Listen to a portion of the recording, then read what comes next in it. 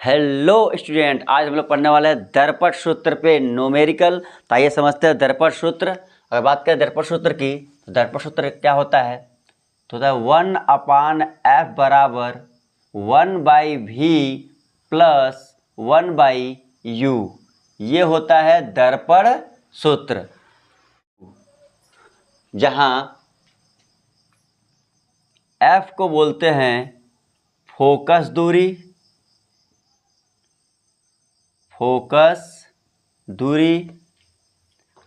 भी को बोलते हैं प्रतिबिंब की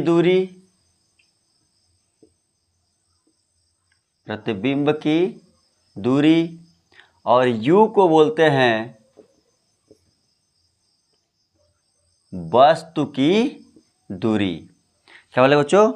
दर्पण सूत्र होता है 1/f बराबर 1/v प्लस 1/u, जहाँ f को बोलते हैं फोकस दूरी, v को बोलते हैं प्रतिबिंब की दूरी और u को बोलते हैं वस्तु की दूरी। अगर बात करें इसके चिन्ह परिपाठ की तो दर्पण है अवतल दर्पण और एक होता है उत्तल दर्पण। अवतल दर्पण की जो फोकस दूरी होती है, अवतल दर्पण की फोकस दूरी ऋणात्मक लिया जाता है और उत्तल दर्पण की फोकस दूरी जो होता है उसको धनात्मक लेते हैं। क्या बोलेंगे? अवतल दर्पण की जो फोकस दूरी होती है उसको ऋणात्मक लिया जाता है और उत्तल दर्पण की जो फोकस दूरी होती है उसे धनात्मक लिया जाता है। बात करें अगर प्रतिबिंब की दूरी की तो प्रतिबिंब की जो दूरी होती है वो अवतल दर्पण के लिए, प्रतिबिंब की जो दूरी होती है वो अवतल दर्पण के लिए ऋणात्मक लिया जाता है। यदि प्रतिबिंब आभासी बनता है तो धनात्मक लिया जाता है। क्या बोलेंगे? अवतल दर्पण की जो अवतल दर्पण की जो प्रतिबिंब की दूरी होती है उसको ऋणात्मक लेते हैं। यदि प्रतिबिंब आभासी बनता है तो प्रतिबिंब की दूरी को धनात्मक लिया जाता है। अब बात करें अगर उत्तल दर्पण की तो उत्तल दर्पण में क्या होता है? प्रतिबिंब की दूरी को धनात्मक लिया जाता है। फिर बात करें अगर वस्तु की दूरी की तो वस्तु की जो दूरी होती है वो अवतल दर्पण या उत्तल दर्पण दोनों के लिए ऋणात्मक लिया जाता है।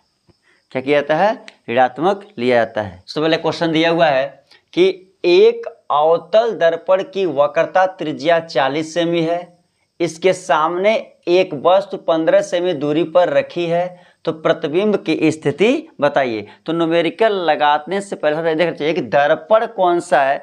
अवतल दर्पण की वक्रता त्रिज्या 40 सेमी है, यानी कि अवतल दर्पण है और अवतल दर्पण में वक्रता त्रिज्या जो होती है वो माइनस में होती है। यानी कि दिया हुआ है R का मान जो दिया हुआ है वो दिया है -40 सेंटीमीटर। फिर बोल रहा है इसके सामने एक वस्तु 15 सेमी की दूरी पर रखी है। तो वस्तु को दिखाते हैं U से, तो U और चूंकि दर्पण अवतल है तो वस्तु की दूरी जो अवतल दर्पण में होती है माइनस में होती है, तो हो जाएगा -15 सेंटीमीटर। फिर बोल रहा है तो प्रतिबिंब की स्थिति बताइए, यानी कि प्रतिबिंब को दिखाते हैं V से, यानी कि V क्वेश्चन मार्क भी पूछ रहा है। तो इसके लिए लगाते हैं दर्पण सूत्र। जो दर्पण सूत्र होता है वो होता है 1/f बराबर 1/v प्लस 1/u, जिसमें u का मान दिया हुआ है, v का मान निकालना है और f का मान पता नहीं है। जब f का मान न पता हो और r दिया हो तो उसके लिए सूत्र होता है f बराबर r/2। ये होता है फोकस दूरी और वक्रता त्रिज्या में संबंध होता है कि जब r का मान दिया हो, f का मान निकालना हो, उसके लिए सूत्र होता है f बराबर r/2। हो जाएगा f, r का मान दिया है -40, तो लिख देंगे -40 और यह है बटा 2, तो कट जाएगा 20 बार में, हो जाएगा 20 दूना 40, यानी हो जाएगा -20 सेंटीमीटर। इसकी फोकस दूरी आ गई। अब इस f के मान को हम इसमें रख देंगे, तो हो जाएगा 1 ये हो जाएगा -20 बराबर 1/v प्लस और u का मान है -15, तो यहाँ लिख देंगे -15 और ये प्लस माइनस ब्रैकेट खोलेंगे तो ये प्लस है और ये माइनस है, तो प्लस माइनस मिलकर हो जाएगा माइनस, तो हो जाएगा -1/20 बराबर 1/v और ये प्लस माइनस हो जाएगा -1/15। जब इसको हम बराबर के इधर लेकर आएंगे तो ये माइनस में है तो हो जाएगा प्लस में, तो हो जाएगा 1/15 और ये पहले से माइनस है तो माइनस का 1/20 बराबर 1/v।